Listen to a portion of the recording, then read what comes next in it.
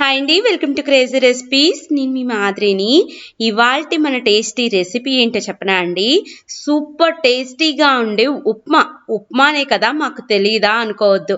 ఇది ఒంగోలు ఫేమస్ గంగాళం ఉప్మా అండి. మన ఇంట్లోనే తయారు చేయొచ్చు. అలాగే దీంట్లోకి టేస్టీ అయిన ఎర్ర చట్నీని తయారు చేసుకుందాం. ఈ రెడ్ చట్నీ వల్ల సూపర్ టేస్టీగా ఈ ఉప్మా రుచే మారిపోతుంది. ఉప్మా చేసే పద్ధతి కూడా వేరుగా ఉంటుంది. ఉప్మా మనకి తొందరగా అయిపోతుంది కాబట్టి ముందుగా చట్నీని వేసుకుందాము. ముందుగా ఇక్కడ నేను 1 కప్పు పుట్నాలని యాడ్ చేస్తున్నానండి. అలాగే ఇప్పుడు దీంట్లోకి ఎండు మిరపకాయలని వేసుకుందాం. దాదాపుగా మనం పచ్చి మిరపకాయలతోటి చట్నీని చేసుకుంటూ ఉంటాం, కానీ ఈ ఉప్మాకి ఎండు మిరపకాయలు వేసుకోవాలి.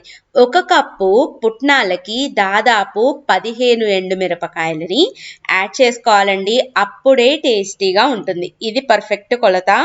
అలాగే ఒక 2 రెమ్మల చింతపండుని, అలాగే ఒక 3/4 స్పూను కళ్ళుప్పుని కూడా యాడ్ చేసుకుందాము. ఇప్పుడు దీంట్లోకి ఫ్రెష్గా కొట్టిన కొబ్బరికాయ నుంచి తీసిన కొబ్బరి ముక్కలనే వేయాలి. ఇక్కడ నేను 1 కప్పు దాకా కొబ్బరిని కూడా యాడ్ చేస్తున్నాను. కొంచెం అంటే కొంచెం వాటర్ని యాడ్ చేసుకొని చట్నీని మెత్తగా గ్రైండ్ చేసుకోండి. తర్వాత మళ్ళీ ఎక్కువ వాటర్ని యాడ్ చేసుకొని చట్నీ కన్సిస్టెన్సీ ఇలాగ జారుడుగా ఉండాలి. చట్నీ గట్టిగా ఉండకూడదండి. ఇలాగ జారుడుగా ఉంటేనే ఉప్మాలో తినడానికి చాలా బాగుంటుంది. స్టవ్ మీద ఒక 2-3 స్పూన్ల నూనెని వేడి చేసుకొని ఇలాగా పోపు దినుసులు, అలాగే ఇంగువ, కరివేపాకు వేసి తాలింపు పెట్టుకోండి. మామూలుగా ఎండుమిరపకాయ వేస్తారు పోపులోకి. మనం చట్నీనే ఎండుమిరపకాయలతో చేసుకున్నాం కాబట్టి అవసరం లేదు.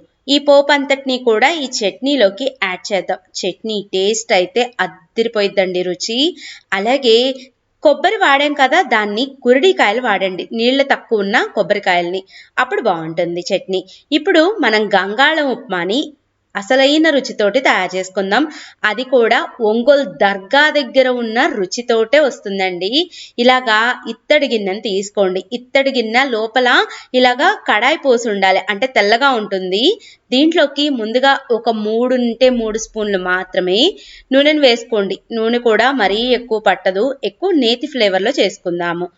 ఆవాలు, జీలకర్ర, మినప్పప్పు, అలాగే పచ్చిశనగపప్పు వీటన్నిటినీ కూడా వేయండి. దోరగా వేయించండి. చాలా మంది ఉప్మా అనంగాల్ని ఉల్లిపాయని, క్యారెట్ అని, టమోటా అని అన్నీ వేసేస్తూ ఉంటారు. అవన్నీ ఏమీ వేయకుండా ఇలాగ ప్లెయిన్గా ఉప్మా చేయండి. టేస్ట్ అద్దిరిపోతుంది. అలాగే ఒక 2 స్పూన్ల నెయ్యిని కూడా యాడ్ చేసుకోండి. నెయ్యి అంటే ఇక్కడ నేను పేరుకున్న నెయ్యిని వేస్తున్నాను. ఇలాగా పోపు దినుసులన్నీ కూడా సగం వేగాక దీంట్లోకి కరివేపాకు, అలాగే సన్నగా తరిగిన 1 అంగుళం సైజున్న అల్లం ముక్కల్ని వేసుకోండి. ఈ అల్లం వేయటం వలన డైజెషన్ బాగుంటుంది, అలాగే ఫ్లేవర్ కూడా బాగా వస్తుంది. చీలికల్లాగా తరిగిన ఒక 3 పచ్చిమిరపకాయల్ని ఇలాగా యాడ్ చేసుకోండి. పచ్చిమిరపకాయలని వీలైనంత సన్నగా ఇలాగ కట్ చేసుకుంటే ఉప్మా తినేటప్పుడు చాలా బాగుంటుంది. ఇలాగా మొత్తం అంతా కూడా లైట్గా ఫ్రై అయ్యాక దీంట్లోకి ఒక గుప్పెడు జీడిపప్పు ముక్కల్ని యాడ్ చేసుకోండి. ఇవాళ నెయ్యి జీడిపప్పులతో కలిపిన ఈ గంగాళం ఉప్మాని ఒక్కసారి మీ ఇంట్లో వాళ్ళకి టేస్ట్ చేయించండి. సేమ్ యాజ్ ఇట్ ఈజ్ నేను చూపించిన విధంగా చట్నీతో సహా అందరికీ నచ్చి తీరుతుంది. జీడిపప్పులు కలర్ చేంజ్ అవ్వగానే దీంట్లోకి ఇప్పుడు మనం నీళ్ళని యాడ్ చేసుకుందాం. ఇదే కప్ తోటి నేను రవ్వను తీసుకుంటున్నాను. సేమ్ కప్పు తోటి 3 కప్పుల వాటర్ని యాడ్ చేసుకోండి. పర్ఫెక్ట్ మెజర్మెంట్ అండి. ఒక చుక్క ఎక్కువ పోయొద్దు, ఒక చుక్క తక్కువ పోయొద్దు. ఉప్మాకి ఈ విధంగానే ఉండాలి. ఇత్తడి గిన్నెలో చేయటం వలన మనకి వేడి అనేది నిదానంగా ఎక్కుతుంది, అలాగే ఎక్కువసేపు వేడిగా ఉంటుంది. అందుకనే ఈ గంగాళం ఉప్మా రుచి అంత ఫేమస్ అయింది. దీంట్లోకి కొత్తిమీర ఆకును కూడా ఇప్పుడే యాడ్ చేయండి, ఉప్మా చేశాక కాదు. ఇందులోనే 1 స్పూన్ దాకా కళ్ళుప్పుని కూడా వేసుకుందాము. కళ్ళుప్పునే వాడండి, అప్పుడే టేస్టీగా ఉంటుంది. చూడండి, ఇలాగ నీళ్ళన్నీ కూడా ఒక పొంగు వచ్చేదాకా మనం మరగనివ్వాలి. ఇప్పుడు దీంట్లోకి ముందుగా మనం తీసుకున్నాం కదా రవ్వ, ఆ రవ్వని కొంచెం కొంచెంగా యాడ్ చేస్తాం. చాలా మంది రవ్వని వేయిస్తూ ఉంటారు. వేయించాల్సిన అవసరం ఏమీ లేదండి. సేమ్ ఈ ప్రాసెస్లో చేయండి, ఎక్సలెంట్ టేస్ట్గా ఉంటుంది. ఈ కప్పు రవ్వని మనం కొంచెం కొంచెంగా యాడ్ చేసుకుంటూ ఒకవైపు గెరిటతోటి తిప్పుకుంటూ కలుపుకోవాలి. అప్పుడు ఉండలనేవి అస్సలు కట్టకుండా ఉప్మా టేస్ట్ చాలా బాగుంటుంది. ఎంత బాగా వచ్చిందో చూడండి ఉప్మా. ఇలాగ దగ్గర పడిపోతుంది. చివరిగా 1 స్పూన్ నెయ్యిని యాడ్ చేసుకొని ఇంకొకసారి ఇదంతా కూడా కలుపుకోవాలి. కలిపే ముందు దీని మీద మూత పెట్టి ఒక 10 నిమిషాలు అలాగ వదిలేసేయండి. ఈ ఉప్మా ఎలా తినాలో కూడా తినే పద్ధతి కూడా చెప్తానండి.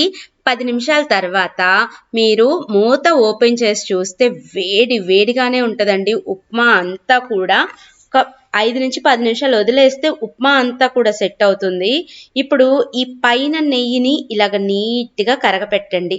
నేను తిప్పేటప్పుడే అర్థమవుతుండాలి మీకు ఉప్మా ఎంత సాఫ్ట్గా ఉందో. ఇప్పుడు మనం ఉప్మాని సర్వ్ చేసుకుందాం. ప్లేట్లో ఒక 2 గెరిటెళ్ళ ఉప్మా పెట్టుకున్నాం అనుకోండి, 5 నుంచి 6 గెరిటెళ్ళ చట్నీని వేసుకోవాలి. అలాగే ఖచ్చితంగా ఈ ఉప్మాలోకి నిమ్మకాయ చెక్క పిండుకోవటం అస్సలకి మర్చిపోవద్దండి. ఈ నిమ్మకాయ టేస్ట్ తోటే ఉప్మా రుచి అంతా కూడా బాగా పెరుగుతుంది. అంత టేస్టీగా ఉంటుంది. నేను చెప్పింది చెప్పినట్టుగా ఒక్కసారి ట్రై చేసి చూడండి. మిమ్మల్ని అందరూ మెచ్చుకుంటారు. నువ్వు ఉప్మానే కదా చేసింది అని అస్సలకి అనుకోరు. వీడియో నచ్చిందా? అయితే లైక్ చేయటం, షేర్ చేయటం, ఛానల్ సబ్స్క్రైబ్ చేయటం మర్చిపోవద్దు. హాయ్ అండి, వెల్కమ్ టు క్రేజీ రెసిపీస్. నేను మీ మాదిరిని.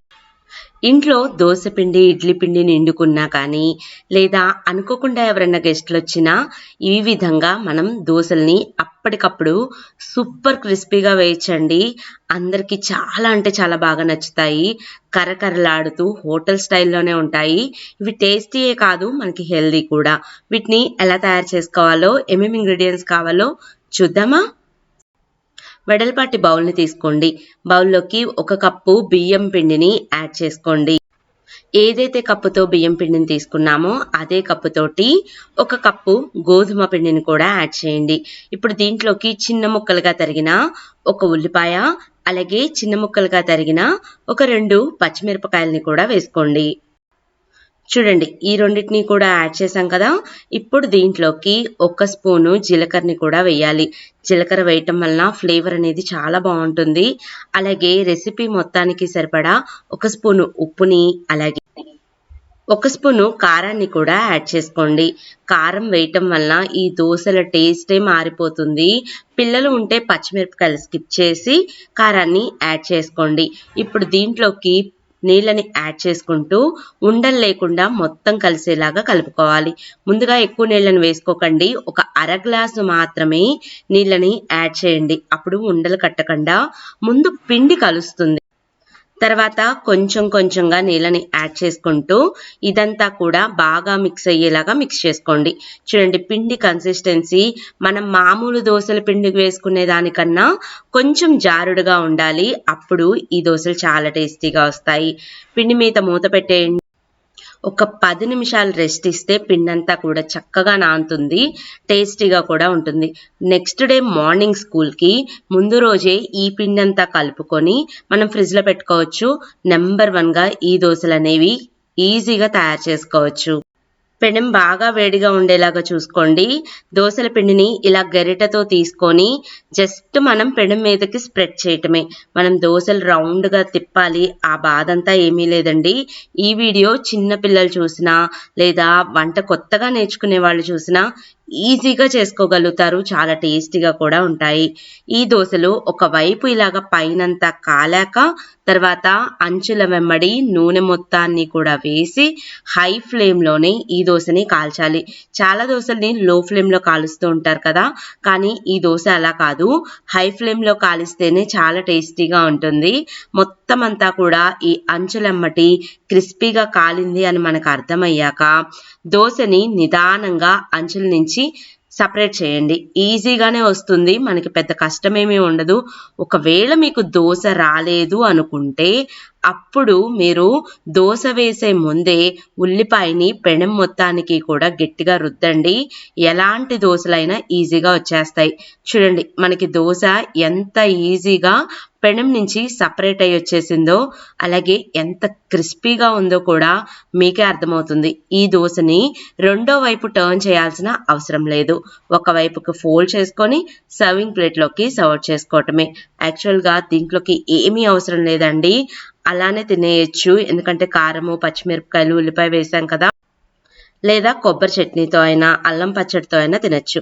తప్పకుండా మీరు ఈ రెసిపీని ట్రై చేయండి, బాగా నచ్చుతుంది.